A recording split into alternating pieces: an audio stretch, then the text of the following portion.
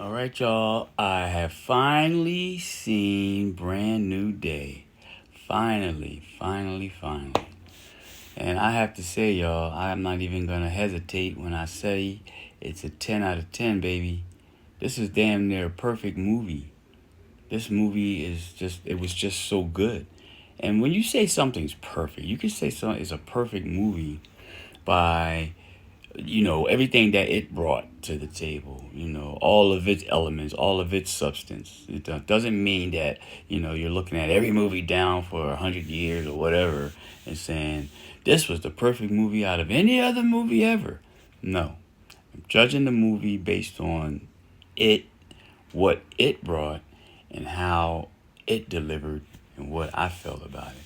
But I'm not going to talk too long about it. But um, Peter Parker was phenomenal.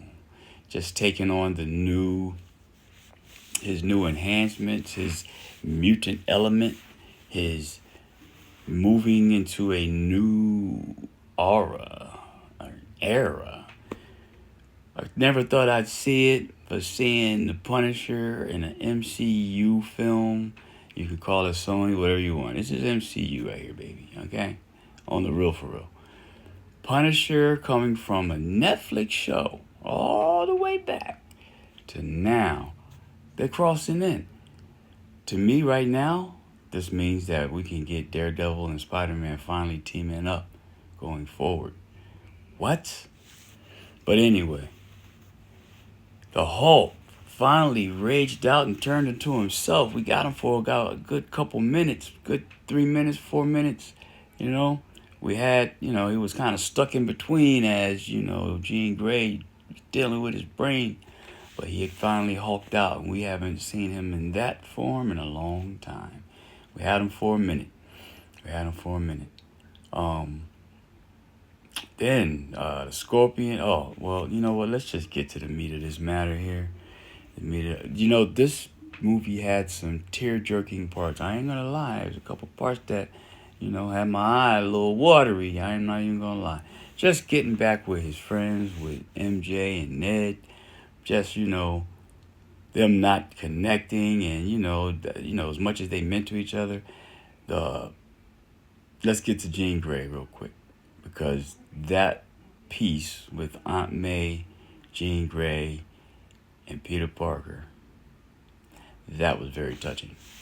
That was very touching because I'm still dealing with the fact that we lost Aunt May. Like wow, that was a like wow.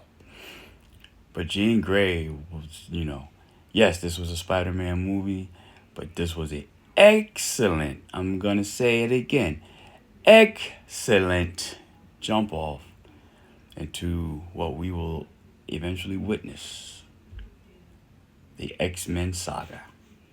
Jean Grey is the perfect. Sadie Sink is the perfect person to play this part. She is the perfect Jean Grey. And I know there's a lot of people out here that will just totally disagree with me. I saw a content creator that I really look up to. I really like the content. I like how this person delivers. But when this person said that I wish they would recast Jean Grey, Sadie Sink should not have that part. I hadn't even seen the movie yet, and I was appalled. I was like, no way. What are we doing here? What are we doing here? This lady is perfect for the part.